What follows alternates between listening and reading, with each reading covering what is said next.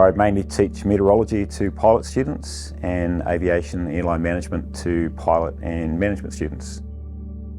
Co-creating course materials for students was something I tried a few years ago, and it's been really successful because it means they now take ownership over what they're doing. It's very easy to create a course around what we think works pedagogically, but until you actually try it in the classroom, you don't know if it's really going to work. Getting their perspective on what things mean actually means you can design course materials that respond more to how they see the world and how they respond to stuff. I've always thought with John that it's his adaptability as well, the fact he can adapt his teaching style and the way he lectures to individual students. You know, some of the courses he teaches can be really hard, but he's there giving you a whole lot of support behind it. Anytime I ever needed help with the courses, anytime I needed extra support, he was always there to give it, and that was such a great thing to have as a student.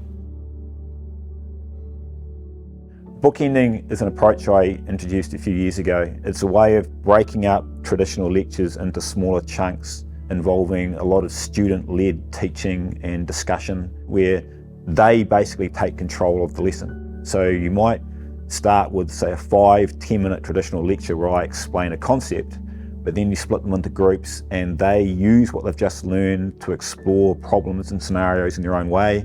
It sort of reinforces what they're doing.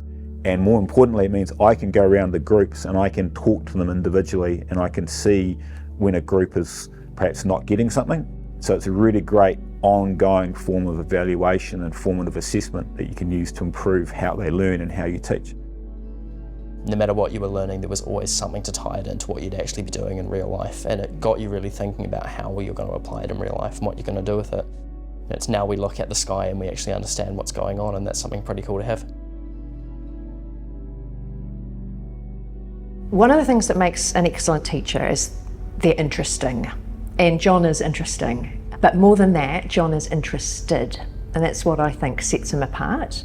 He's been a colleague that I've really valued for his honesty and authenticity, and I think that all of his colleagues would say the same. Honestly, I'm passionate about teaching because I get to spend my days learning about reading, studying and talking about stuff that interests me, and I get to do it with people who are just as passionate and motivated. It makes for a fun day.